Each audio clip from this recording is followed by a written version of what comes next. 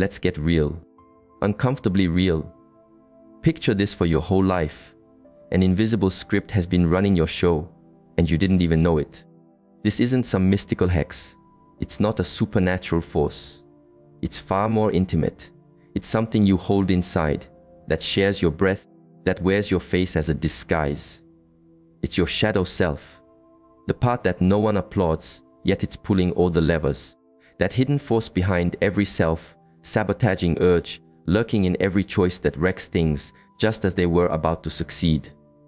Can you sense it? That persistent background hum you can't quite name, but it never fades.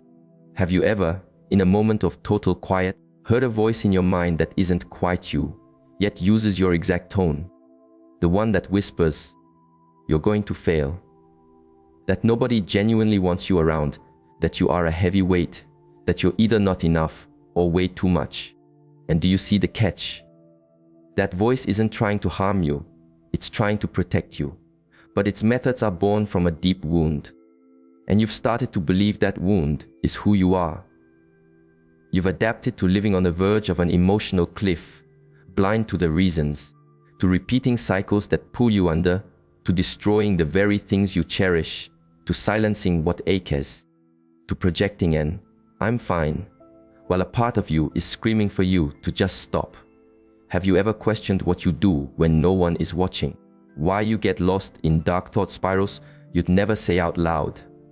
Why you enact destructive patterns even when you see them tearing you apart? This is not a failure of character. This isn't you being weak. It's a message. It's a distress signal you've overlooked for so long that it had to become a roar, because your very soul can't take being patched up anymore. Now, I'm about to say something that might feel like a shock. If you feel like an outsider, like everything hits you harder, like you live on a non-stop emotional pendulum, it's because your presence isn't average.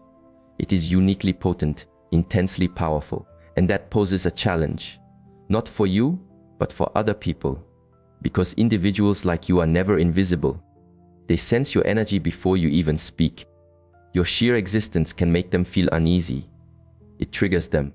It shakes them from their sleep because you embody something ancient, something potent, a reality so many have buried that they've forgotten it was ever there. And here is the greatest puzzle. That power, that depth of feeling, that intensity, they are not flaws in your design. They are flares from your core, alerts that a vital part of your life has been crying out for notice. And rather than tuning in, you've numbed it with activity. You've built routines designed to sidestep your own thoughts. You have flooded your senses with external noise to avoid the raw whisper of your deeper self. But it won't vanish, because it is not something to be removed. It's something to be integrated. And the more you push it away, the more it morphs into compulsions, addictions, unhealthy bonds, relentless anxiety, into actions you don't recognize but can't stop, because that is your shadow trying to get your attention to rescue you. And you know the most twisted part. No one ever showed you how to interpret your pain as a signpost. They coached you to bury it, to be embarrassed by it, to cover it with a mask of busyness, to muffle it with hollow affirmations. Yet here you are, and your shadow is still with you. In fact, it is standing right behind you at this very moment, observing you, waiting not to bring you down, but for you to finally turn around and listen. This content is not for those who are content to sleepwalk. It's for people who, like you, have begun to sense that the very thing that shatters them is also what can make them whole. We aren't here for simplistic fixes or cheap inspirational quotes. We are going to explore the territory no one wants to enter: your patterns, your impulses, your anxieties, your drive to people please, your sense of lack, your fire. We are going to decode the secret language of your inner storm, because your turmoil isn't arbitrary. It is a system. It is ancient, and it is incredibly intelligent. Your suffering is not your adversary. It is your guide. Are you bold enough to face what you've consistently run from? Because after you see it once, you can never pretend it's not there. And at that point, you have a decision to make. Will you continue to flee from your own reflection? Or are you ready to flick on the light and explore the sealed off rooms where you've hidden your authentic self? Because it is only there, amongst the ruins of what you disowned, that your real strength is waiting. Silent, potent, vast, and demanding its truth. Perfect. I will restart this next section with a fresh perspective, directly and intensely, maintaining the immersive tone and aligning it perfectly with the core idea. Let's discuss something rarely admitted: how deeply uncomfortable real awareness can be. I'm not referring to your moral compass or a simple right versus wrong. I mean that stark, unfiltered self-awareness that demands you see yourself without illusions. The kind that forces you to challenge everything, especially when everyone else seems to be coasting on the surface, completely unbothered. And yes, it is draining, because to see so much means you feel so much. And feeling that intensely leads you to create shields just so you won't implode. The paradox is that these shields are what eventually sever your connection to you. Have you seen this pattern? You start exhibiting behaviors you can't explain. You pull away from others for no clear reason. You get hooked on things that don't bring you joy. You torpedo your own success at the finish line. But underneath it all, there is no insanity. There is only a brilliant perception that hasn't been properly processed. Because with a highly tuned sensitivity, life doesn't just enter your awareness like it does for most. It floods in, completely unfiltered. Each word, each action, each silence carries 1,000 potential meanings. This results in a kind of psychic overload few can relate to. This is the birthplace of compulsive loops. They don't come from a defect, but from a surplus. You are not broken, you are running at a higher voltage. Your mind computes more. Your body carries more. Your heart absorbs more until it reaches its limit. And that's when the escape route appears. The looping behavior, the obsession, the distraction. But here's the mechanism. In that moment of temporary relief, when you binge, consume, or escape, your nervous system registers it as a win, even while it's destroying you. And you, the conscious part, are fully aware of this. Yet you feel powerless to stop, because the brain doesn't bow to logic when it craves emotional release. This is why repeating the cycle isn't a conscious decision. It's a primal reaction. And the more you try to white-knuckle your way through it, the tighter its grip becomes. Because you don't need more self-control. You need deeper understanding, more authentic presence, and more room to feel what you've suppressed for a lifetime. And what makes it even more tangled? While you wage this inner war, on the surface, your life looks normal. You have good days, quiet times, a social life, which makes you second-guess your own reality. Am I making this up? Am I being overly sensitive? Why am I so affected when my situation isn't even that bad? That right there is the self-gaslighting you master when you learn to invalidate your own hurt. But pain requires no invitation to show up, nor a reason to be felt. It simply is. And that is enough. Now, pay close attention because this part is crucial. The greater your capacity for emotional perception, the more sophisticated your hiding places become. You no longer turn to obvious vices.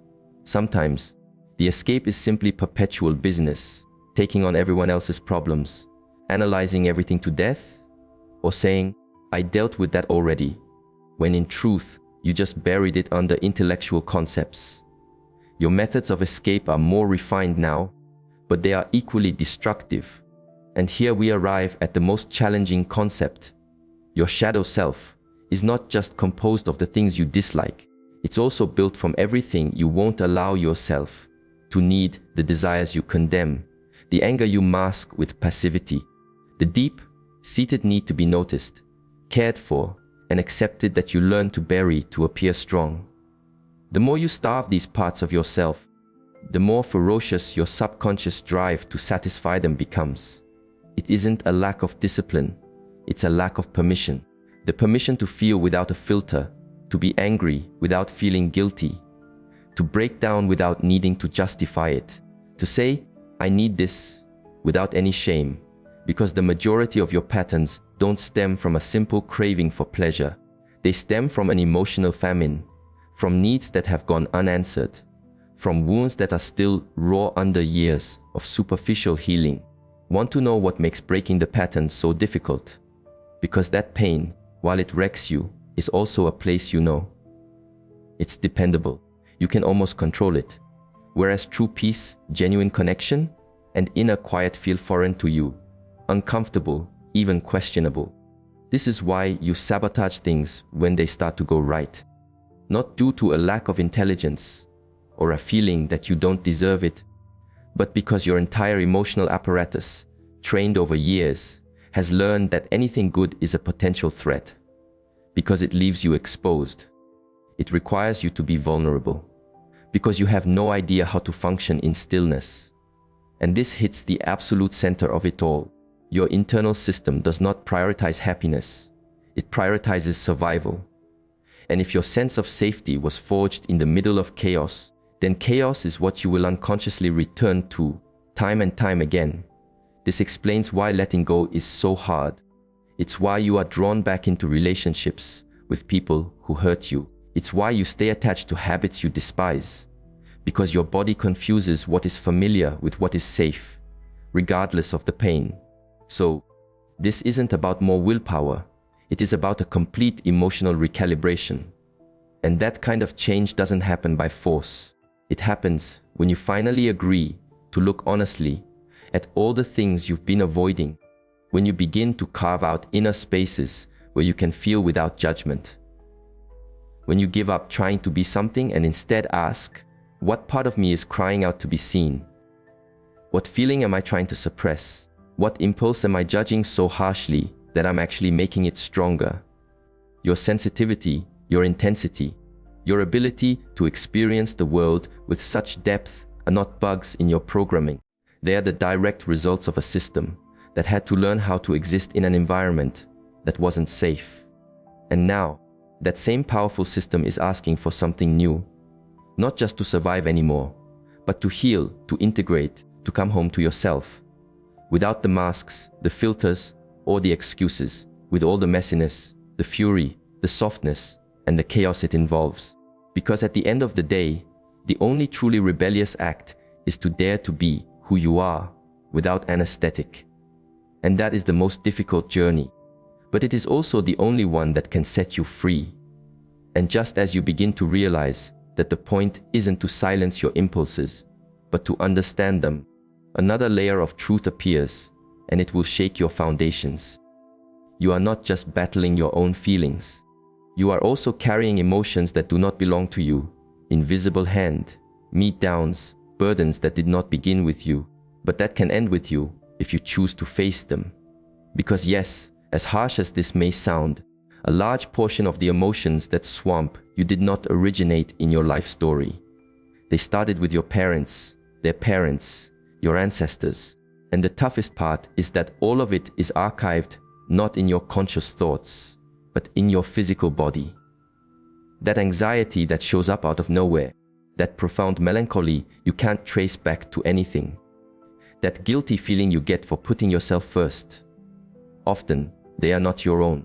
They are unwritten allegiances you adopted without knowing, as though your very cells became a storage unit for inherited feelings. They don't cover this in classrooms. You won't find it in glossy self-help guides. But it is inside you. You feel its raw power every time you push to move forward, and some unseen force pulls you back. Does this feel familiar? You commit to making a genuine shift. You start prioritizing your health, enforcing boundaries, saying no, and suddenly you feel awful, like you're committing an act of treason, violating a sacred law you never agreed to. This is known as emotional legacy, and it's not just your personal past. It's embedded in your entire lineage.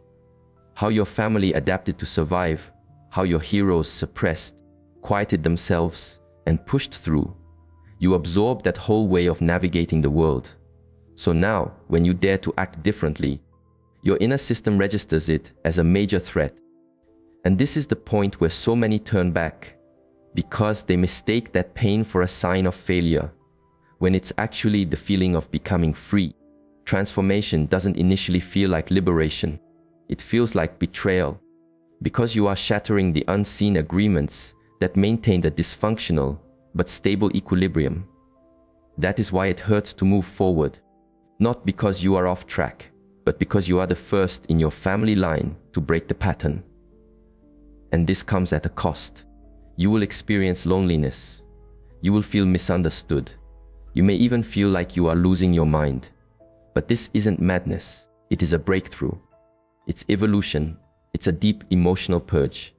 And there are no awards for this. No one gives you a medal. But you sense it. You know it. You feel it in your very bones. So what can you do when the person you thought you were begins to dissolve? First, recognize that this is not a demolition. It is a ground, breaking for a new identity built from what is true, from who you actually are, not from what you were conditioned to be. And here begins an equally vital stage, rebuilding your sense of worth, but not the fragile kind based on results, likes, or outside approval. I mean emotional resilience. The kind of worth rooted in knowing yourself deeply and choosing yourself anyway. The kind that doesn't crumble when you stumble. The kind that has your back when no one else does. And here's a critical insight. Most of us carry a self-concept that was assembled by the way others perceived us, our parents, our mentors, our partners. Over time, that image becomes a prison because we start living to protect it, not from a place of self-love, but from a fear of being rejected. And that's your next great frontier, shattering the persona. To stop auditioning for the role others gave you, and to start becoming the person you truly need yourself to be. This isn't simple, because that role is often linked to your survival. If you were taught that your value comes from being a caretaker, from being quiet, from not being a bother, from producing results, then every act of self-priority will trigger guilt. But that guilt is a phantom.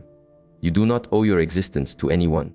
You are not on this earth to manage the emotional stability of others by sacrificing your own.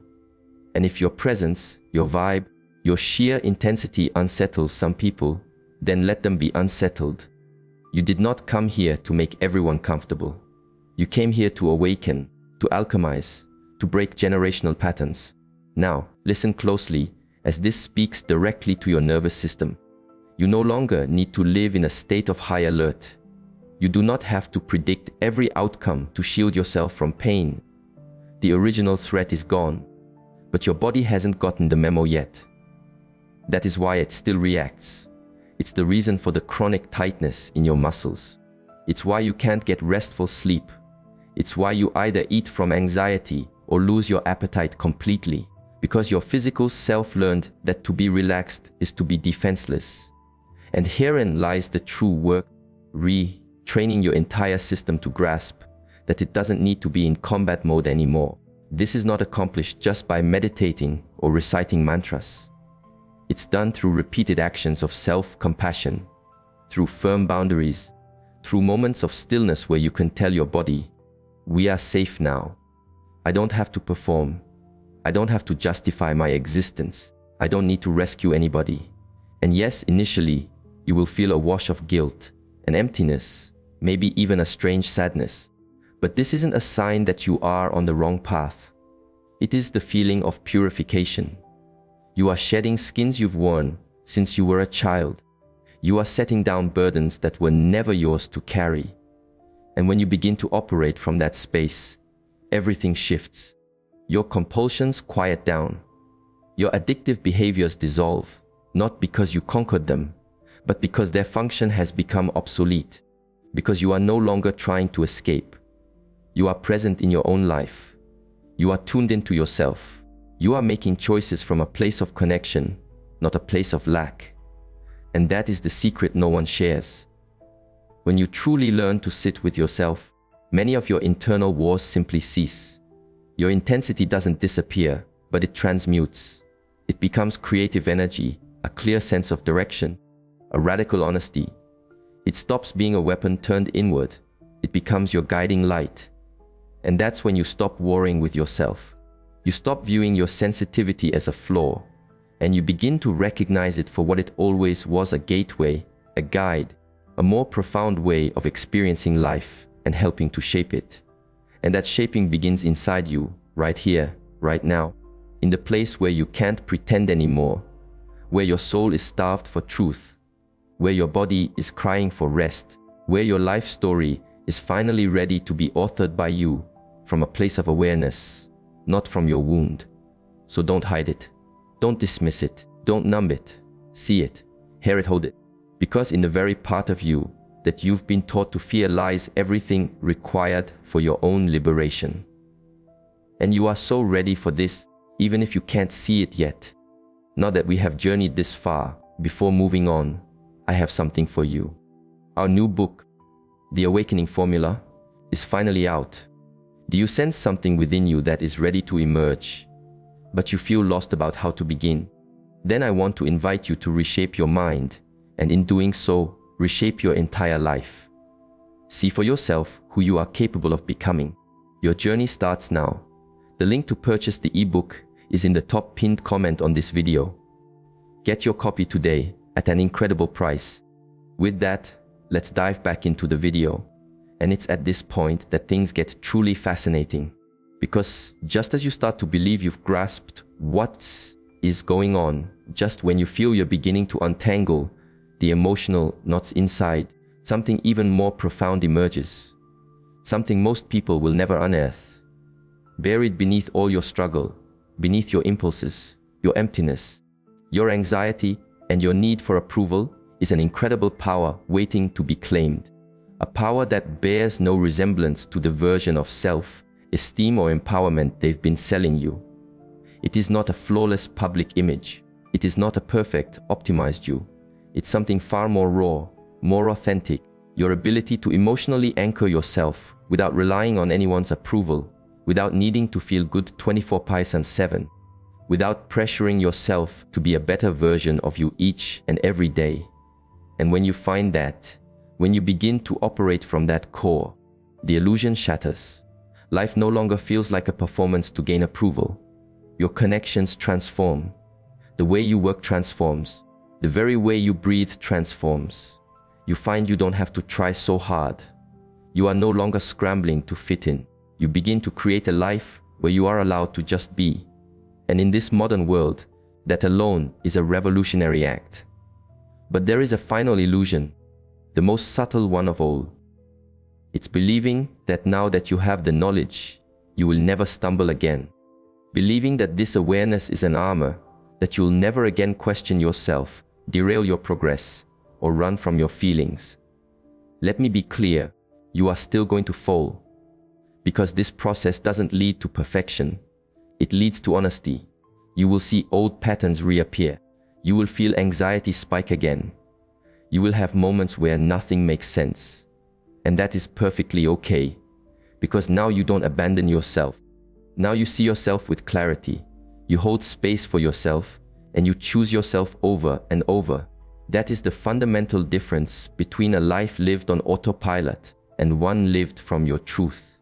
It is not that everything becomes easy. It's that you stop believing you must always be good, to be worthy of love, respect, or even rest. It is that you finally give yourself permission to be fully human, complete, messy, powerful, and free. And here's the final point, the one that only those who've reached this place will truly grasp. Your shadow is not the thing holding you back. Your shadow is the force propelling you to wake up. Every single time you feel overwhelmed, every time you feel you've hit a wall, every time you think you can't possibly take any more, that isn't your breaking point. That is your body shouting, "Stop ignoring me. Pay attention. It is time to heal." And when you finally surrender, when instead of running for a distraction, you choose to simply breathe with what is, that is the moment your inner revolution sparks to life. That is the moment your real life starts. So, if you've stayed with me this far, if you felt each sentence as if it was spoken directly to you, I need you to know something. This is not an accident. You are ready. You are standing on the very threshold where a part of you refuses to go back to sleep. And if this video sparked something inside you, if it offered a new insight, a moment of clarity, or the emotional wake-up call you needed, then subscribe. Not for my sake. Do it as a commitment to yourself. Because on this channel, We will never stick to the surface level. We are going to continue to excavate, to deconstruct, to illuminate the things others are too afraid to even name. And I want to see you in the comments. If this message resonated deep in your soul, just write, "I am no longer at war with myself." That's how I will know you made it to the end, that you are no longer running, that your eyes are open. And now, I'll take my leave. But not with some polished quote, not with a neat little summary. I'll leave you with a question designed to echo long after any advice would fade. What becomes possible when the war inside of you is finally over? I'll see you in the next deep dive or in your next awakening. The choice is yours.